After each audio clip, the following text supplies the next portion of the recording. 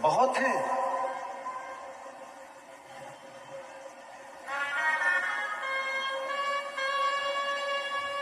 लोग कहते हैं बंबई माया नगरी है, और आज हम सिद्ध कर कर जा रहे हैं बंबई बाबा नगरी है।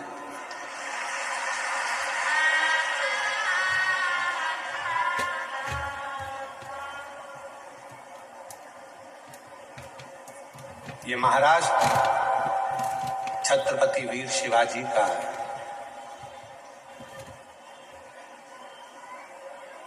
ये मुंबई, जिस मुंबई पर एक आवाज पर पूरा हिंदू एकत्रित हो जाता था, ये मुंबई पूरा बाला साहेब ठाकरे जी का है।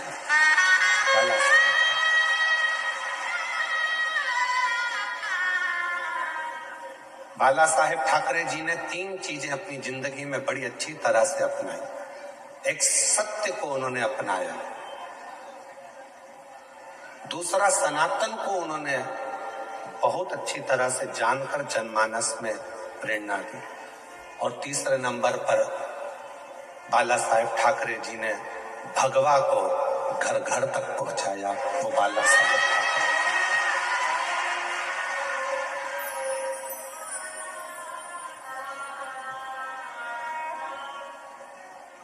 मुंबई में किसी विधर्मी की,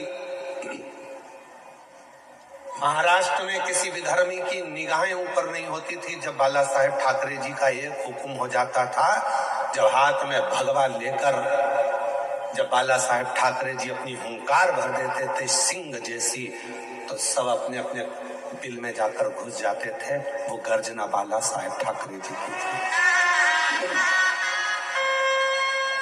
वो गर्जना बाला साहेब ठाकरे जी की थी।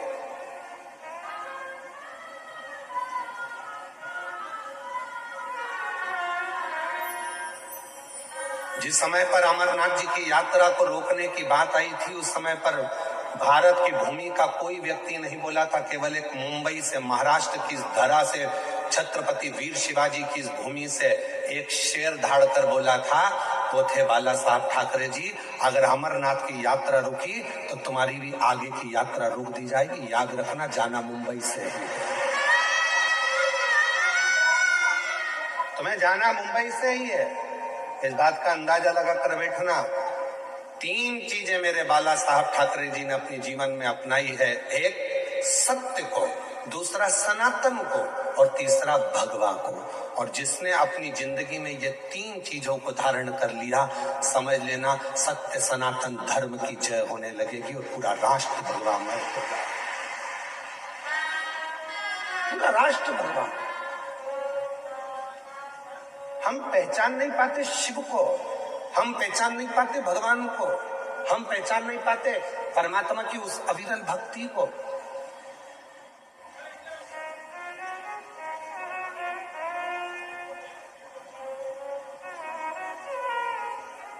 मेरी जीजियों, आप जब शंकर जी के मंदिर में 1 लोटा जल लेकर जाती हो तो केवल वो जल नहीं रहता, आपका विश्वास रहता है। आप जब शंकर जी के मंदिर में 1 लोटा जल लेकर पहुंचती हो तो वो जल नहीं रहता, वो आपका भरोसा रहता है। जब आप शिव जी के मंदिर में 1 लोटा जल लेकर जाती हो, वो केवल भरोसा, विश्वास नहीं, आपके भीतर की शिव चरणों की दृढ़ता रहती है। आप जब शिव जी के मंदिर में 1 लोटा जल चढ़ाने के लिए जाती हो तो केवल वो शिव नहीं रहता, उस समय पर जल ग्रहण करते समय वो आपका पिता, आपका बाबुल, आपका भाई, आपका सखा, आपका मित्र और आपके दुख का हरण करने वाला शिव हो जाता है। वो शिव है। बस याद रखिएगा, हाथ में बांधने वाली घड़ी कभी कभी बंद हो जाती है।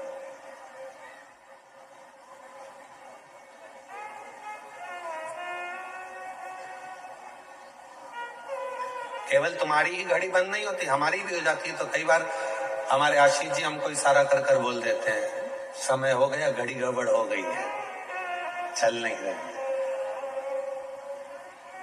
अब हम आपसे एक बात पूछें, हाथ की घड़ी बंद हो जाएगी तो क्या समय घूमना बंद हो जाएगा क्या?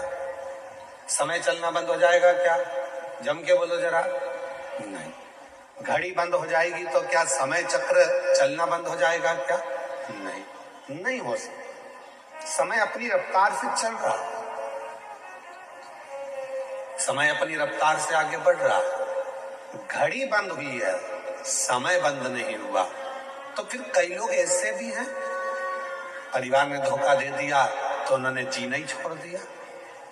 पत्नी ने धोखा दे दिया तो मन में आया कि अब जिंदगी बेकार हो गई। पति ने धोखा दे दिया तो लगा कि अब जीवन ही बेकार हो गया। फिर मन में आया रिश्तेदार ने धोखा दे दिया तो मेरा तो जीवन ही बेकार हो गया। एक कंपनी में जॉब कर रहा था, उस कंपनी से निकल गया तो सोचा कि अब तो मेरी पूरी जिंदगी बेकार हो गई, अब मुझे कोई दूसरा जॉब ही नहीं मिलेगा। क्यों सोचना? घड़ी बंद हुई है, समय चक्र बंद नहीं हुआ। याद रखना, घड़ी बंद हो जाए घबराना नहीं, समय तो चल रहा है। और ये समय हमको सिखा रहा है कि दुनिया में कितना भी दुख की घड़ी आ जाए और घड़ी बंद भी हो जाए तो हिम्मत मत हारना। जैसे समय चक्र चलता रहता है वैसे भी तुम चलते रहना, तो तुम्हारी जिंदगी एक ना एक दिन मंजिल तक पहुंच जाएगी। समय चक्र के अनुसार अपने जीवन को अग्रण्यता रखिए, समय चक्र के अनुसार अपने जीवन को प्रबल रखिए। अपने जीवन, कोई कहता है कि बचपन में भगवान को भजना चाहिए, जवानी में भगवान को भजना चाहिए, अधेड़ी में भगवान को भजना चाहिए, कि बुढ़ापे में भगवान को भजना चाहिए। बोलो रे मुंबई वाली जीजियों और मुंबई के जीजाओं, बचपन में भगवान को भजना चाहिए, जवानी में भगवान को भजना चाहिए, अधेड़ी में भगवान को भजना चाहिए, कि बुढ़ापे में भगवान को भजना चाहिए? शिव महापुराण की कथा कहती है कि तुम्हारी जिंदगी में जब तुम्हें लगने लगे कि शिव मेरा पिता है, उसी समय से भगवान को भजना प्रारंभ कर देना चाहिए। उसी समय। इंतजार मत करना कि बचपन में कोई भगवान की भक्ति करी जाती है। जवानी में क्या भगवान का भजन किया जाता है?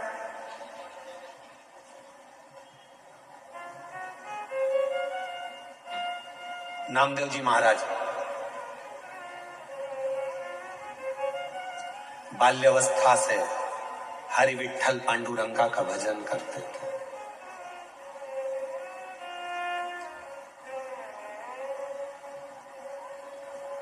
बचपन से विठ्ठल विठ्ठल विठ्ठल विठ्ठल विठ्ठल भजा। राम कृष्ण हरि जय, राम कृष्ण हरि, राम कृष्ण हरि जय, राम कृष्ण हरि। जप रहे पांडुरंगा हरि विठ्ठल के भजन में नामदेव जी महाराज इतने डूब गए थे, कुत्ता रोटी लेकर भागा तो उसके पीछे घी की कटोरी लेकर भागते थे। लोग उनको बावरा कह देते थे, शुद्ध नहीं है, बावरे हो गए।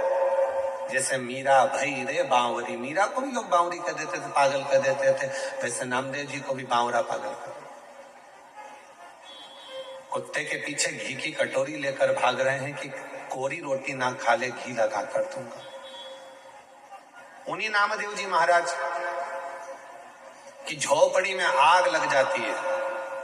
नामदेव जी को सूचना मिल जाती है कि झोपड़ी में आग लगी, तो नामदेव जी दौड़ कर आते हैं। आग धधक कर जल रही थी। नामदेव जी ने दंडवत प्रणाम करा अग्निदेव को और हाथ जोड़कर कहा, वारे हरि विठ्ठल, इतने दिन से बुला रहा था, आज इतने दिन के बाद आया। गांव के लोगों ने नामदेव जी को हिलाकर कहा, बावरे जैसी बात मत करो, तुम्हारे घर में आग लग गई है। नामदेव जी कह रहे, तुम्हें आग दिखती है, मुझे विठ्ठल दिखता है, बस निगाहों का फेर है, हर जहां में वही परमात्मा दिखता है। बस निगाहों का फेर है, हर जगह में वही परमात्मा दिखता है।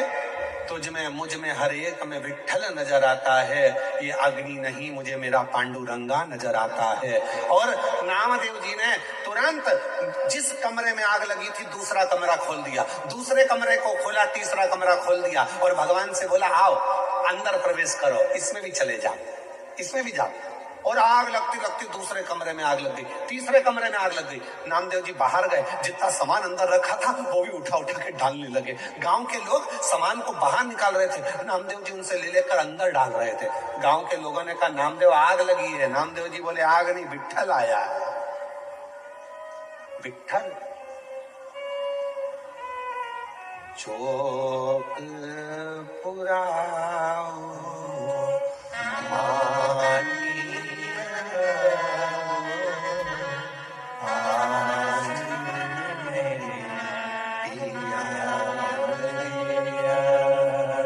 आज मेरा विट्ठल आया है, पांडुरंगा आया है। वो गीत जो आप लोग हमेशा गुनगुनाते रहते हो। आप तो मुंबई जगत के लोग हो और फिल्मों से आपका नाता है, तो आपको स्मरण में आना चाहिए, बहारो फूल बरसाओ मेरा महबूब आया। आज मेरा हरि विट्ठल आया, अग्नि के रूप में आया, अग्नि के स्वरूप में आया। गांव के लोगों ने गादी निकाल ली थी, कम्बल निकाल लिया था, रजाई निकाल ली थी, नामदेव जी ने सब ले जाकर डाल दी। और डालने के बाद गांव के लोगों ने अब देखा पूरा घर धधक कर जल रहा था। अब क्या ओढ़ेगा नामदेव, ठंड पड़ रही है इतनी तेज, क्या करेगा नामदेव। इतने में गांव के लोगों ने कह दिया अपन ने तो निकाला था कम्बल, अपन ने निकाली थी दरी, अपन ने निकाली थी गादी, इसने सब डाल दी, इसलिए अब इसको रात को कोई भी ना तो दरी देगा, ना कम्बल देगा, ना गादी देगा, इसको ठंड में कुकड़ने दो, ठंड में कांपने दो। नामदेव जी महाराज एक पेड़ की छांव में सो गए। ठंड लग रही थी बहुत तेज, कुकड़ कर सो रहे थे। मेरे हरि विट्ठल ने विचार करा, इसने मुझे अग्नि के रूप में भी देख लिया और कहा कि मेरा हरि विट्ठल आया, तो मुझे तो अदा करना पड़ेगा अपना फर्ज। मेरे हरि विट्ठल ने, गांव के लोग तो चले गए और मेरे हरि विट्ठल ने नामदेव जी का जो मकान जला था उसी मकान को इतना जोरदार बना दिया और उसमें नामदेव जी को ले जाकर रात की रात में सुला भी दिया। सवेरे गांव के लोगों के नेत्र खुले, गांव के लोगों ने विचार करा चल कर देखो नामदेव जी की हालत क्या है। जो नामदेव जी को देखने गए तो आम के पेड़ के नीचे नामदेव नहीं थे, मकान के अंदर डल्लभ का सुंदर गद्दा था, मखमल की रजाई थी, मखमल का तकिया था, खूब आराम से नामदेव जी सो रहे थे। नामदेव जी को जगाकर गांव के लोगों में से एक बहुत धनिक व्यक्ति था, पैसे वाला व्यक्ति था, उसने नामदेव जी को जगाकर पूछा नामदेव ये बता ये मकान किसने बना दिया रात की रात में। नामदेव जी बोले मेरे रिश्तेदार आए थे। अच्छा, ये गादी भी उनने, हाँ, तकिया भी उनने, हाँ, रजाई भी उनने, हाँ। तो उसने कहा नामदेव इतना जोरदार मकान तो हमने कहीं नहीं देखा, तेरे रिश्तेदार से कह के एक मकान मेरा भी बना दे। नामदेव जी ने कहा लगा आग, लगा आग। कोई आग लगा के बस्ती बसा लेता है, कोई आग लगा के बस्ती बसा लेता है, कोई वीराने में भी दीप जला लेता है। वो श्री हरि विट्ठल के परम भक्त हैं नामदेव, जो हर जगह पर भक्ति के बल पर उस हरि विट्ठल का दर्शन कर लेते हैं। ये उनके ऊपर हरि विट्ठल की कृपा है, दया।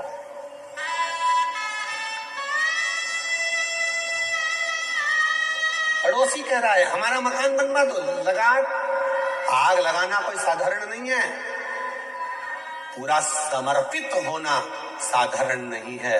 मेरी जीजियों, कई लोग ऐसे हैं संसार में जो 3 बार 4 बार 5 बार पशुपति व्रत कर लिए, 5 बार प्रदोष कर लिया, 4-6 बार सोमवार के व्रत कर लिए, उसके बाद भी शिव जी सुनते नहीं है, तो उसके मन में आता है बाबा मेरी सुनते नहीं है। क्यों नहीं सुनते? क्योंकि आपका समर्पण पूरा नहीं है। जिस दिन आपका समर्पण पूरा हो जाएगा उस दिन मेरा देव अधिदेव महादेव आपका हो जाएगा। समर्पण कहां पूरा है?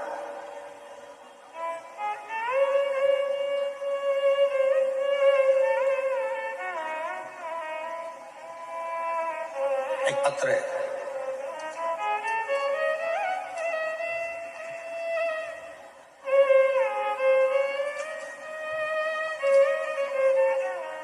मैं पिंकी गोयल, पति भारत भूषण गोयल, मुंबई ठाणे में रहती हूँ।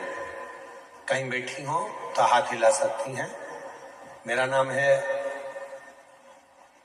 पिंकी गोयल, पति भारत भूषण गोयल, मुंबई ठाणा में रहती हूँ। कहीं बैठी हो तो हाथ हिला सकती हैं, और अगर बैठी हो तो एक बेलपत्र लेने के लिए आ सकती हैं। मेरा बेटा चिराग गोयल 6 साल से सीए फाइनल का एग्जाम दे रहा था, लेकिन हर बार कुछ नंबर से रह जाता था। तब आपके कहने पर मैंने 2 बार पशुपति व्रत किया और हम एक बार सीहोर गए। बाबा, आप कहते हो कि कुबेरेश्वर धाम जाने पर 3 महीने में ही मनोकामना पूरी हो जाती है, लेकिन बाबा ने मेरी 2 महीने में ही मनोकामना पूरी कर दी और मेरा बेटा सीए बन गया। मैं बाबा को प्रणाम करने के लिए आई। फिर मैं दोबारा सीहोर गई और 2 महीने में ही मेरे बेटे की सगाई भी हो गई। गुरुजी, मेरा बड़ा बेटा अंशुल गोयल भी आपका भक्त है और आपकी कृपा से बेटे ने कनाडा में पीएचडी पूरी की है और अच्छी जॉब भी मिल गई है, शादी भी हो गई है। मेरे बाबा का जितना गुणगान करूं उतना ही कम है।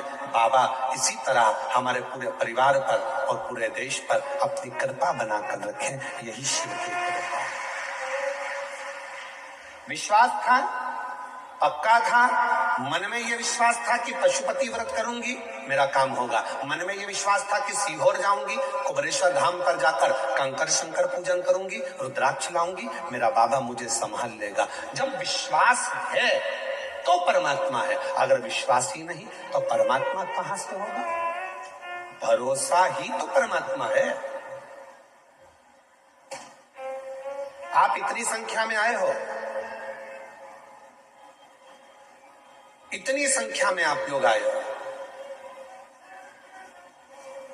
आप में से कई माताएं ऐसी हैं जिनको पूरा भरोसा है, आप में से कई मेरे जीजा ऐसे हैं जिनको पूरा भरोसा है, आप में से कई बेटा बेटी ऐसे हैं जिनको पूरा भरोसा है, आप में से कई बुजुर्ग ऐसे हैं जिनको पूरा भरोसा है कि मैं कल्याण में इस मीरा रोड पर कथा सुन रही हूं, भयंदर में बैठकर, मुंबई में बैठकर, वहां की मिट्टी अगर मेरे शरीर पर लगेगी और ये पक्का है कि मैं जो मांग कर जाऊंगी, मेरा 3 महीने में मेरा बाबा मेरी मुराद पूरी करेगा, मतलब करेगा, निश्चित करेगा।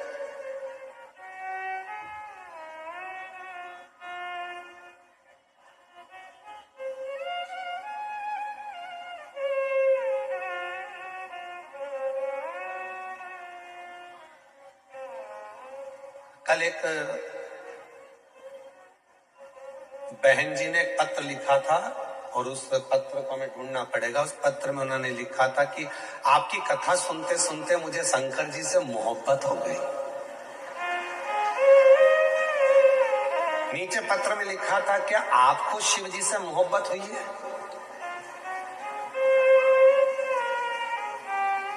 प्यार हो जाता है तो बताया नहीं जाता, नहीं तो बाप के जूते पड़ना चालू हो जाते हैं। क्या आपको शिव जी से मोहब्बत हुई है?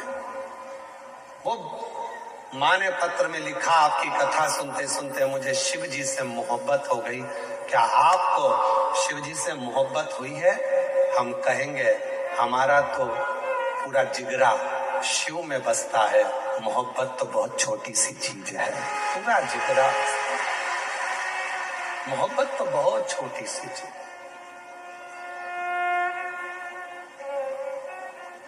ये दुनिया के लोगों के आगे एक आरती का एक लाइन आती है, तन मन धन सब कुछ है तेरा, स्वामी सब कुछ है तेरा, तेरा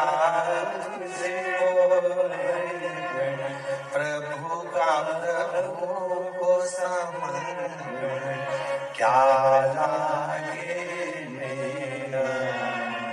अब यहां पर तन मन और धन 3 चीजें हैं।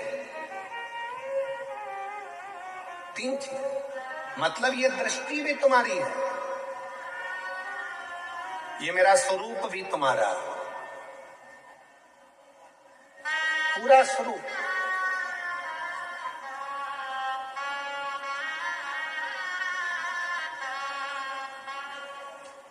कहा गुरुजी तन मन धन लिखा है तो इसमें धन मतलब अपने घर का जितनी प्रॉपर्टी है, जितना धन है सब भगवान का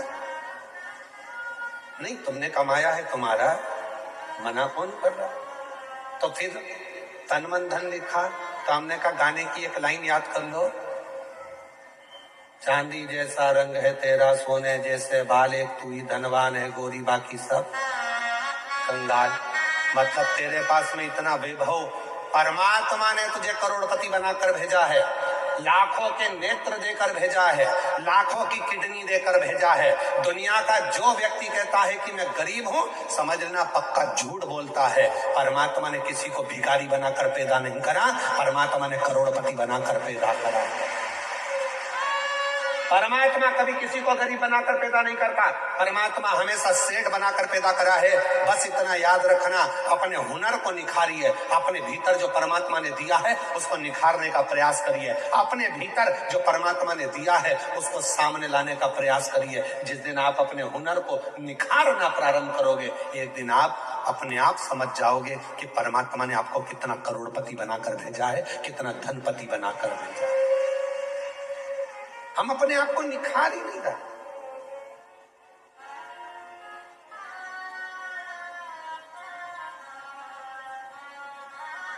कई माताएं अपने बच्चे से कहती हैं बनो तो राम बनो, बनो तो श्रवण बनो, और बच्चा चिल्ला कर कहता है मम्मी तुम तो कभी नहीं कहती हो कि बनो तो कृष्ण बनो।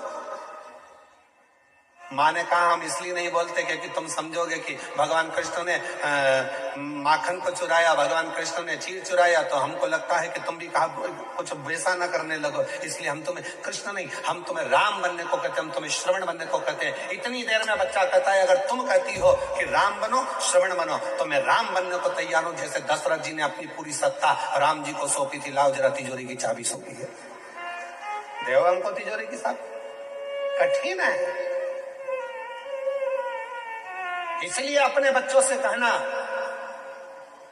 कि बनना तो छत्रपति वीर शिवाजी बनो, बनना तो दुर्गावती बनो, बनना तो झांसी की रानी बनो, और बनना तो बाला साहेब ठाकरे जैसे प्रबल शेर बनो जिसकी गर्जना से पूरा देश गूंजता। रामकृष्ण परमहंस बनो, स्वामी विवेकानंद बनो। बनना है तो अपने जीवन में कुछ अच्छा करने के लिए जागरूकता का प्रभाव परमात्मा ने जो तुमको भेजा है उसको निखारने का प्रयास करिए, उसको निखारो। कितना सुंदर एक चरित्र है शिव महापुराण में, जरा देखिएगा। धनु राजा के दो पुत्र हुए, रंभ और करम।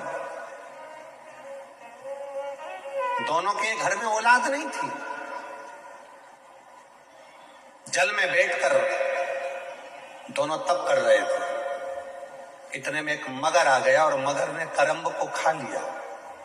रंभ को लगा मेरा भाई मर गया, अब मैं जल में बैठकर तपस्या नहीं करूंगा, अब मैं जल में बैठकर तप नहीं करूंगा। तो रंभ गया, अब चारों तरफ आग लगाकर, अग्नि लगाकर बीच में बैठकर तपस्या करने लगा, ब्रह्मा जी को प्रसन्न करने लगा।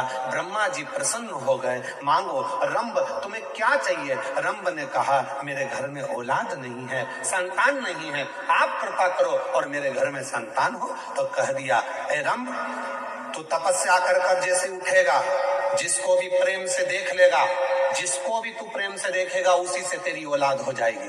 बस रंभ तपस्या कर कर उठा, सामने से एक भैंस निकल कर जा रही थी, एक महिष निकल कर जा रही थी, और रंभ ने उस भैंस को, उस महिष को प्रेम से देख लिया, और जैसे ही भैंस को देखा भैंस का गर्भ ठहर गया, उस महिष का गर्भ ठहर गया, उस भैंस का गर्भ ठहर गया, और वो भैंस गर्भवती हो गई।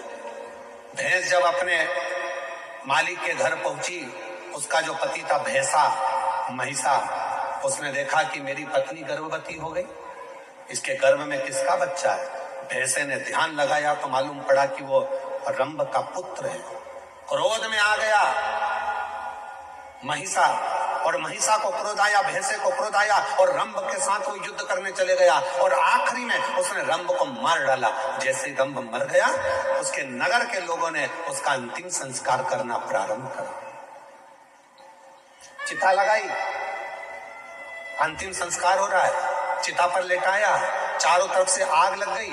इतने में भैंस को लगा, उस भैंस को जिसके गर्भ में बच्चा था, उस भैंस को लगा कि मेरे गर्भ में इसका बच्चा है जो जल रहा है, जिसकी चिता जल रही है, पर पति तो मेरा यही है, क्यों ना अब मैं अपने भी प्राण त्याग दूं, अपने पति के साथ ही सती हो जाऊं। और वो भैंस दौड़ती दौड़ती अग्नि में कूद पड़ी। जैसे ही अग्नि में कूदी, इतने में उसका एक बच्चा हो गया, जिसका जन्म होते से ही, प्रकट होते से ही उसने मनुष्य का और भैंस का दोनों का रूप धारण करना प्रारंभ कर दिया। उसका नाम महिषासुर हो गया। उसका नाम था महिषासुर।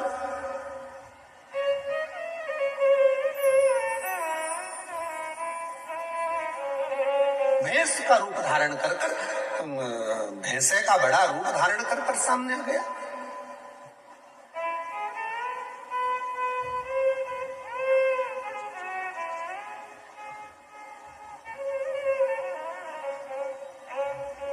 अब महिषासुर ब्रह्मा जी का तप करा, वर मांगा, मुझे वर दीजिए ब्रह्मा जी। ब्रह्मा जी ने पूछा कौन सा वर चाहिए, तो ब्रह्मा जी से कहा मुझे वर दीजिए कि मुझे कोई पुरुष ना मार सके। और महिषासुर ने मन में सोचा कि किसी स्त्री में ऐसा बल नहीं है जो मुझे मार दे, अगर मरूं तो स्त्री के हाथ से मरूं।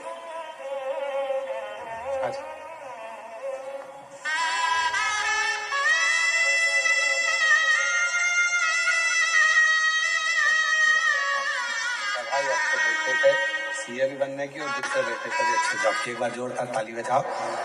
दोनों बच्चों का अच्छा जॉब भी लगा और दोनों बच्चों का विवाह भी हुआ। बहुत बहुत बधाई आपको। महिषासुर को वर मिल गया, मरूं तो एक स्त्री के हाथ से मरूं। तथास्तु। खूब उपद्रव मचाया उस महिषासुर ने, बहुत बहुत उपद्रव मचाया। इतना उपद्रव महिषासुर ने मचाया, चारों तरफ हाहाकार मच गई। हर जगह पर लोग घबराने लगे, डरने लगे, भय खाने लगे। इतना भय उत्पन्न होने लगा महिषासुर के कारण कि देवताओं के पास में दौड़ दौड़ कर जाते, प्रार्थना करते, इस महिषासुर को मार दो। ब्रह्मा जी ने कहा ये महिषासुर ऐसे मरने वाला नहीं है, ये मरेगा तो किसी स्त्री के हाथ से मरेगा, इसको देवता नहीं मार सकते, इसको मारेगी तो केवल एक नारी मारेगी। अब देखिए, जो कथा चल रही थी वो यहां पर आकर जुड़ी है। आपके अंदर एक भगवान ने ऐसा गुण देकर भेजा है, उस गुण को आपको निखारना है, उस गुण को निखारना है। कैसे मरेगा? देवताओं से जाकर कहा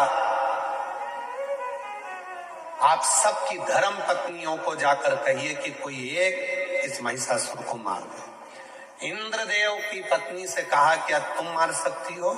ब्रह्मा जी ने कहा नारी में बल तब आता है जब वो अपने पति का सम्मान करे, आदर करे, सत्कार करे और नमन करे, ऊंची आवाज में बात ना करे, तो नारी के अंदर एक बल बड़ा प्रबल रहेगा, बड़ा।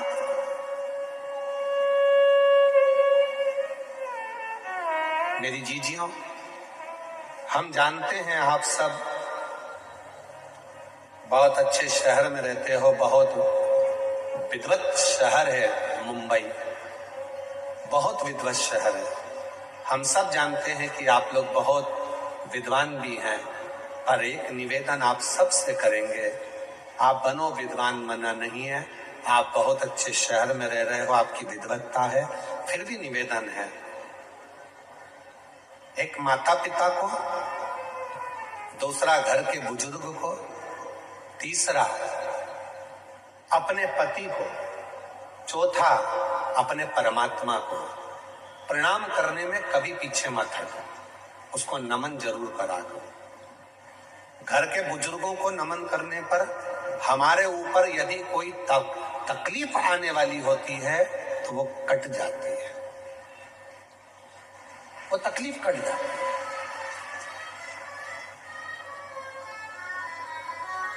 अपने माता पिता को प्रणाम करने में बिल्कुल संकोच मत करो, कोई संकोच नहीं होना चाहिए अपने माँ बाप को प्रणाम करने में।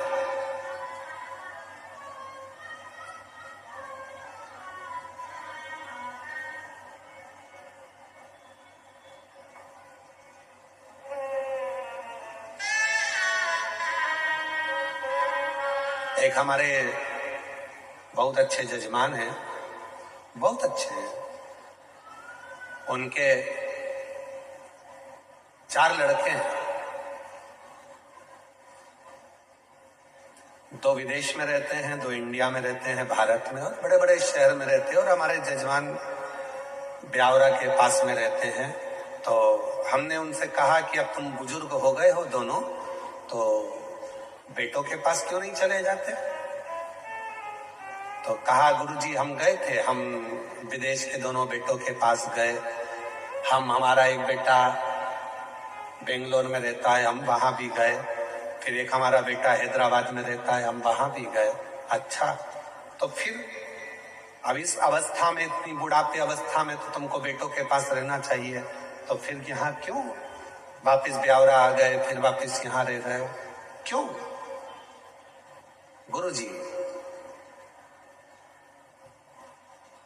हम वहां रह तो रहे थे, पर ऐसा लग रहा था कि वहां से हमारा अपनापन खत्म हो चुका था। गुरुजी, माँ बाप के पास जैसे बेटा रहता है, उसको लगता है कि ये मेरे माँ बाप हैं और इनके पास जो कुछ भी है उस पर मेरा हक है।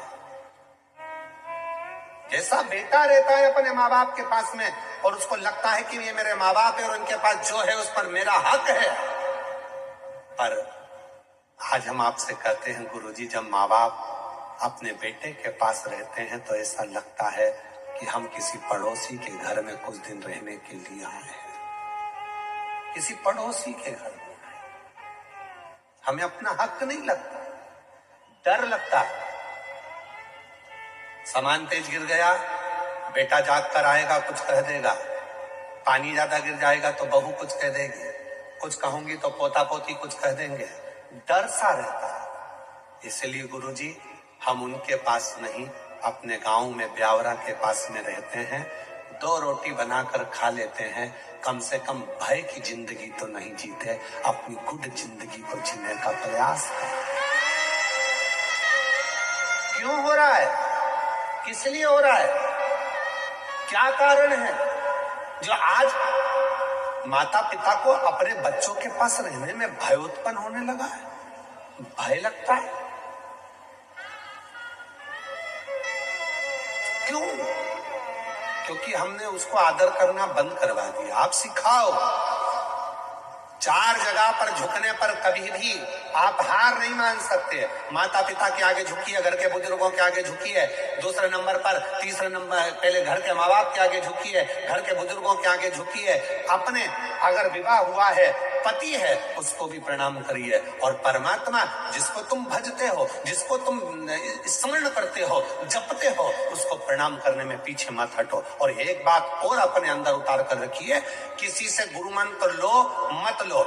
आज के जमाने में 50 बार सोचना पड़ता है कि गुरु किसको बनाया जाए, इसको बनाए गुरु, उसको बनाए गुरु, उसको बनाए गुरु। आज के जमाने में किसी पर भरोसा भी नहीं टिक पाता, ना जाने कौन ऐसा मिलेगा जो हमारी जिंदगी नाश कर कर चले जाएगा। तो गुरु भी सोचना पड़ता है, अच्छा कब मिलेगा, कैसा मिलेगा, क्योंकि आज के जमाने में गुरु फिरे बाजार में, हमसे दीक्षा ले, हमसे गुरु मंत्र लो, हमसे दीक्षा लो, गुरु फिरे बाजार में, हमसे दीक्षा ले, तुम नरक पड़ो चाहे स्वर्ग जाओ, पर लिफाफा हम ही को दो। आज के गुरु तो ऐसे हो गए जो केवल धन की चाह करते हैं। पर याद रखना, अगर कोई गुरु नहीं मिल रहा, किसी को आप गुरु नहीं बना पा रहे हो, तो एक काम करना, अपने शंकर को 1 लोटा जल चढ़ाकर श्री शिवाय नमस्तुभ्यम बोलकर मंत्र का जप करना प्रारंभ कर दो। शिव को गुरु बना लो, वो शंकर तुम्हें पार लगा, वो शिव तुम्हें पार लगा। शिव को गुरु बनाओ।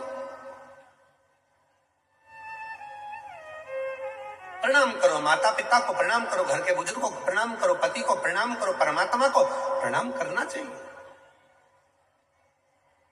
भगवान ने सबके अंदर एक एक बड़ा सुंदर एक प्रकाश देकर भेजा, उसको प्रकाशित करना है। तब देवताओं ने कहा कि ढूंढो, किसी स्त्री में अगर क्रोध आ जाए और वो स्त्री वो हो जिसने अपने पति से ऊंची आवाज में बात ना करी हो, तो कहा ब्रह्मा जी से, ब्रह्मा जी आप ब्रह्माणी को भेज दो महिषासुर को मारने। ब्रह्मा जी कहने लगे मेरी ब्रह्माणी ने तो मुझे श्राप दिया है कि पृथ्वी पर कहीं तुम्हारे मंदिर नहीं होंगे। भारत की भूमि पर ब्रह्मा कहते हैं मेरा केवल एक ही मंदिर है, वो पुष्कर में है, क्योंकि मेरी पत्नी ने मुझे श्राप दिया था, इसलिए मेरी पत्नी महिषासुर को नहीं मार सकती।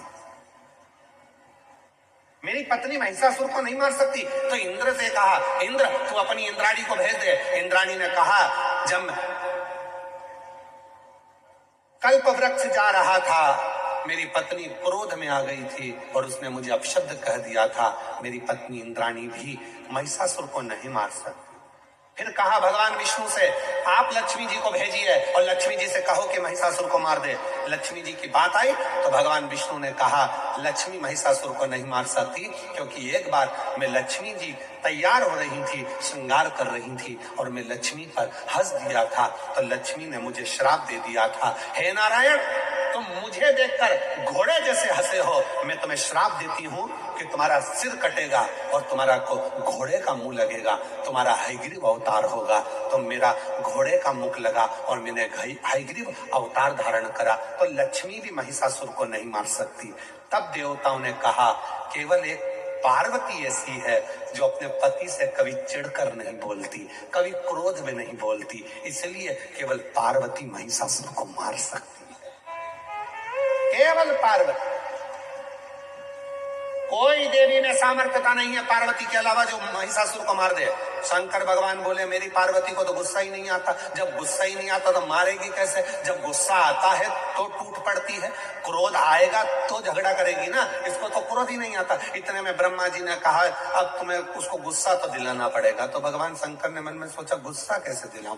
तो एक बार भगवान शंकर ने कहा मैं प्रयास करके देखता हूँ। शिव जी पहुंच गए, पार्वती जी भोजन बनाई, आकड़िया की रोटी बनाई, काकड़िया की साग और परसे माता पार्वती जी पावे भोलानाथ, मन शिव रटोरे छोड़ दो कपट मन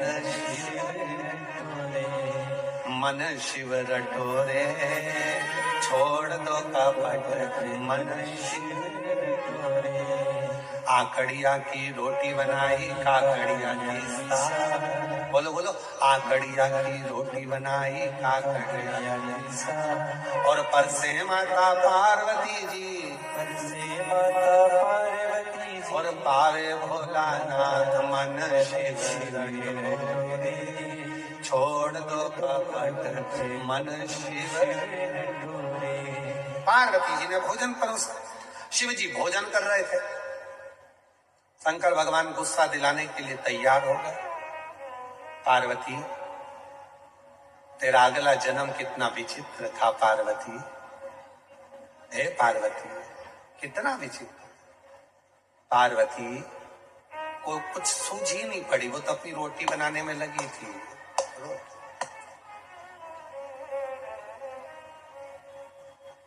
फिर भगवान शिव जी ने कहा पार्वती तेरे पिताजी हिमालय राज के पास में इतना धन था, कन्या दान में एक फूटी कोड़ी नहीं दी तेरे पिताजी ने, तेरे पिता ने एक फूटी कोड़ी नहीं दी।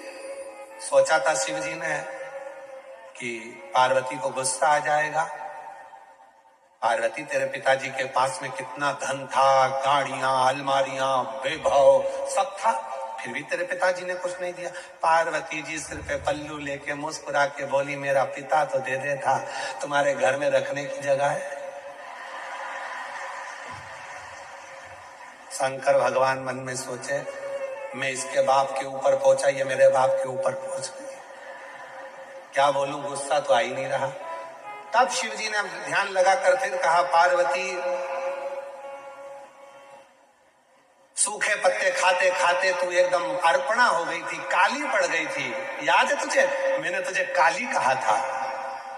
इतने में पार्वती जी बोली, तुम्हें सोचना चाहिए, इतने समय के बाद में थक गई, जब तप कर कर कर काली पड़ गई, तब तुम मुझे लेने आए। पहले ही आ जाते तो मैं काली नहीं पड़ती। शिव जी मन में सोचे, गलती मेरी गिना रही है, पर इसको गुस्सा तो आ ही नहीं रहा। शंकर भगवान बाहर गए भोजन करते करते। भगवान विष्णु और ब्रह्मा जी बाहर खड़े थे। उन्होंने हाथ जोड़कर बोला, प्रभु कुछ हुआ? शंकर भगवान बोले, रत्ती भर भी करंट नहीं आया, रत्ती भर नहीं आया। इतने में भगवान ब्रह्मा और विष्णु ने तुरंत कहा, प्रभु आपने क्या क्या बोला? तो कहा, मैंने उसके पिताजी के बारे में बोला कि तुम्हारे पिताजी ने कुछ नहीं दिया। तो वो बोली, तुम्हारे घर में रखने की जगह नहीं थी, उसके बारे में बोला। तो इतने में भगवान विष्णु ने कहा, एक काम करो कि पार्वती का जो अगला जन्म था सती का, उनके पिता के बारे में बोलो, हो सकता है थोड़ी आग लग जाए, हो सकता। जब मायके के बारे में बोला जाता है तभी थोड़ी सी क्रोध आता है। अब शिव जी ने कहना चालू करा, पार्वती तेरा अगला जन्म कितना विचित्र था। तेरे पिताजी ने यज्ञ रखा और उस यज्ञ में सबको बुलाया, मुझे नहीं बुलाया, तुझे नहीं बुलाया। तेरा पिता था, अपनी बेटी को नहीं बुलाया, और तू पहुंच भी गई तो धक्के मारकर निकाल दिया तेरे पिताजी ने। इतनी देर में तो पार्वती जी जो आटा उसन रही थी उसको और जम के उसनना चालू करा, और जम के। आज भी आटा उसनने के बाद आटे में 3-4 उंगलियां दबाई जाती है। आप लोग दबाते हो कि नहीं दबाते हो मालूम नहीं, देखा है आप लोगों ने?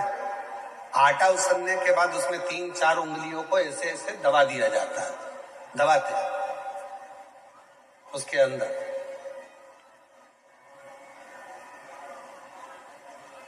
क्यों दबाते हैं? कि मेरे पिता के घर में भले कुछ भी हुआ हो, पर अब मैं आपके घर में रहती हूं, मैं आपके अनुकूल चलती हूं। मेरे पिता को ना बखानिए, मेरे बाप को अपशब्द ना कहिए, अब तो मैं आपके घर की हो गई हूँ। ये आटे पर उंगली बनाने का मतलब है कि अब मैंने सील ठप्पे सब तुम्हारे घर के लगवा लिए हैं, अब सारी प्रॉपर्टी तुम्हारी, जमीन जायदाद मकान सब मेरा और तुम्हारा। तो अब पिता का क्यों बखानना, पिता का क्यों कहना? पर शिव जी तो माने नहीं, गुस्सा दिलाना था। आखिरी में शंकर भगवान ने कह दिया, अरे पार्वती आखिरी में तो तुझे जल के भस्म होना ही पड़ा। इतनी देर में पार्वती बर्तन को लेकर मांजने बाहर गई। बर्तन धोने जैसे बाहर पहुंची, सामने से महिषासुर आ रहा था, और जब गुस्से में लाल और फिर कोई कुछ कह दे। अब शिव जी कुछ नहीं बोले, चुपचाप से बाहर निकले। भगवान विष्णु और ब्रह्मा जी ने पूछा कुछ हुआ? इतने में भगवान शंकर बोले, मालूम पड़ेगा, कुछ देर खड़े रहो। इतने में सामने से आ रहा था महिषासुर, भैंसे पर बैठा था। आवाज लगाकर कहा, बड़ी सुंदर हो नारी, तुम मेरी बन जाओ। अब तो माँ ने खोले केस और भयंकर बर्तन को तो पटका नीचे, और जो देखा महिषासुर को, महिषासुर देखकर बोला, तुम तो क्रोध में और सुंदर लग रही हो। इतने में तुरंत शंकर भगवान ने भगवान विष्णु का हाथ पकड़कर बोला, अब कुछ मत बोलो, घी में, अग्नि में घी डलना चालू हो गया है, और अब अपने को सामने नहीं आना है, अकेला निपट जाएगा। अब सामने क्रोध आया मां को, बाल खुले थे मां जगत जननी के, तो माता जगत जननी जगदम्बा ने उसको बांधा, और क्रोध की अग्नि इतनी तीव्र थी कि केश फिर खुल गए। इसलिए हमने देखा है जब माताएं लड़ने के लिए जाती है पड़ोसी पड़ोसन के यहाँ, तो फुल एनर्जी से बोलती, बोल तो जरा, पूरी एनर्जी एकदम।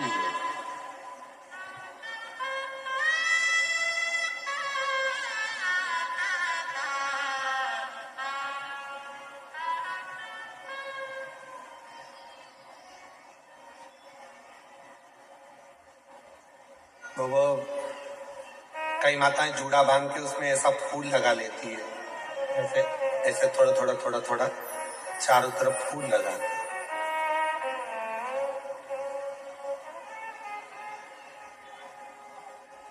चारों तरफ फूल लगाते।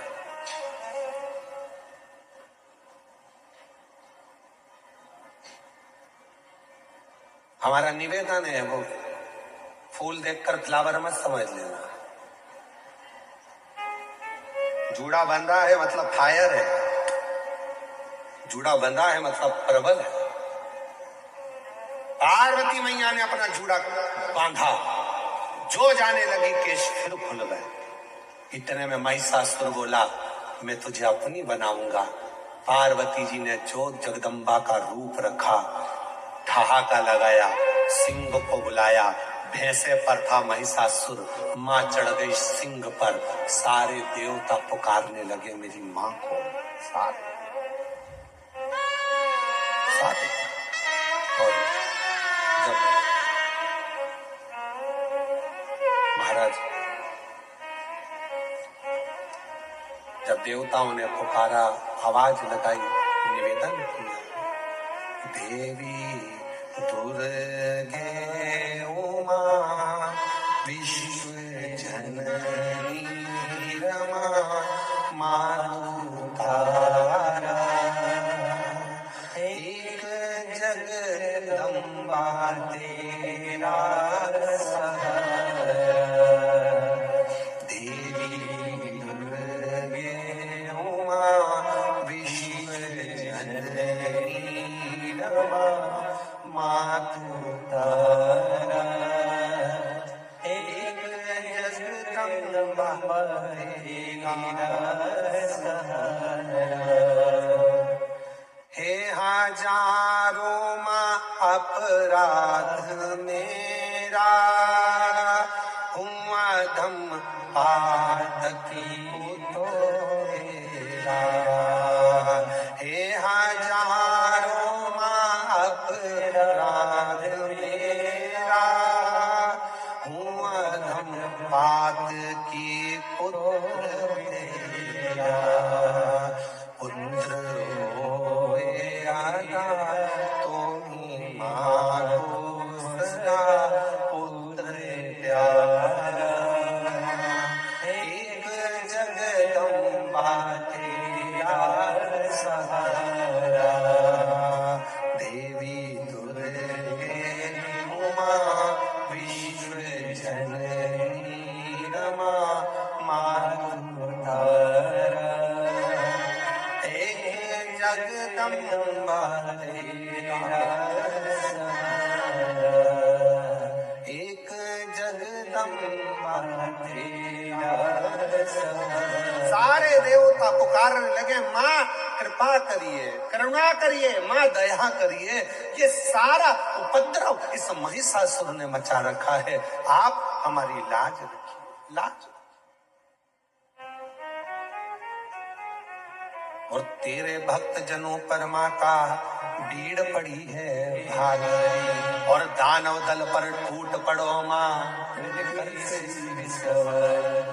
मां ऐसी कृपा कर, हजारों लाखों शेरों पर सवार होकर गर्जना करती हुई इस महिषासुर पर टूट पड़। हे सप्तशृंगी कृपा कर, हे मां मुंबा देवी कृपा कर, हे मां चंडी कृपा कर, हे मां कमला कृपा कर, करुणा कर।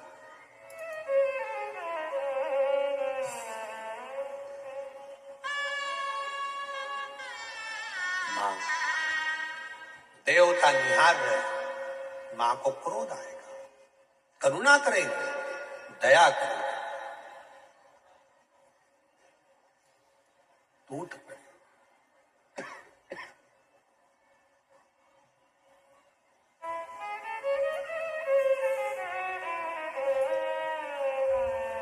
और मां करुणा करने वाली, मां दया करने वाली, मां आद्य शक्ति से प्रार्थना करे, निवेदन किया।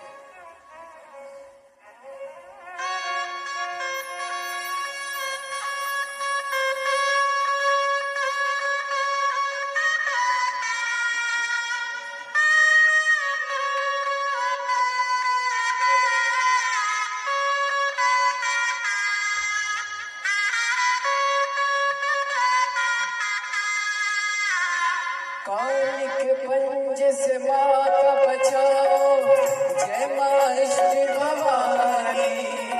काल के पंजे से माता बचाओ, जय मां श्री भवानी माँ, जय मां श्री भवानी माँ, जय मां श्री भवानी।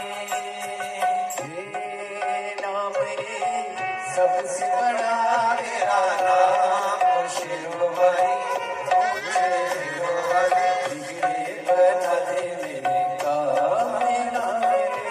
हे नाम रे सबसे बड़ा तेरा नाम, ओ शिरोमणि, ऊंचे शिरोमणि, बिगड़े बना दे मेरे काम।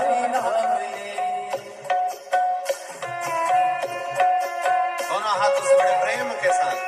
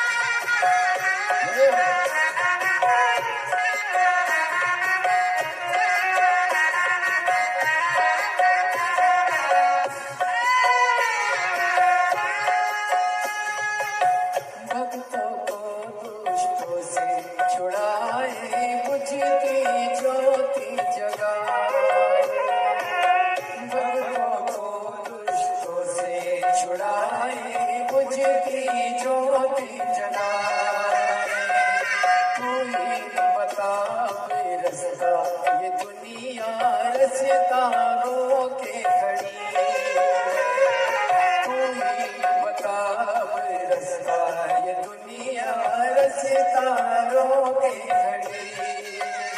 तीनों लोग करे तो ही प्रणाम ओ शिरोवली ऊंचे तिरोवल बिगड़े बना दे मेरे काम नाम रे नाम रे सबसे बड़ा तेरा नाम ओ शिरोवली ऊंचे तिरोवल बिगड़े बना दे मेरे काम नाम रे नाम रे सबसे बड़ा तेरा नाम ओ शिरोवली ऊंचे तिरोवल बिगड़े बना दे मेरे काम नाम रे।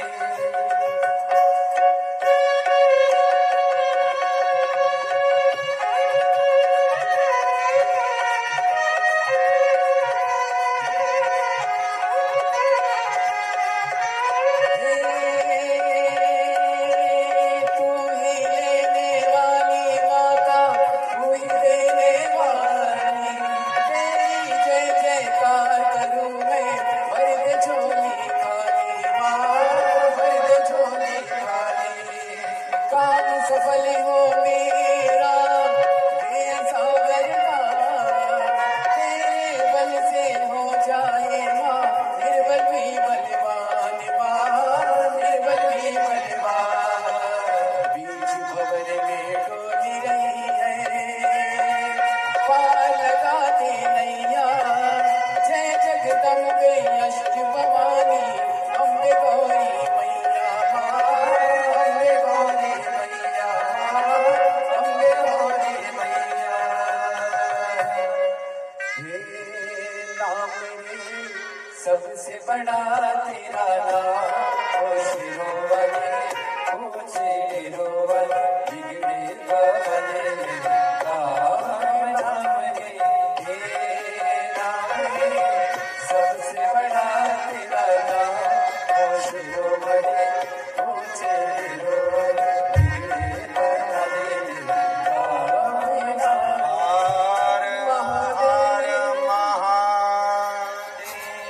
अपने स्थान पर बैठकर भगवान देवाधिदेव महादेव से अपने मन का भाव कहिए, दिल से प्रार्थना करिए, विनती करिए, शिव जी को अपने मन का भाव बोलिए और हृदय से बाबा को अपने मन की बात कहकर प्रणाम करिए, विनय करिए, निवेदन करिए। जहाँ जगह मिले वहाँ बैठकर बाबा को मन की बात कहिए। आज कथा तृतीय दिवस में पहुंच रही है। कल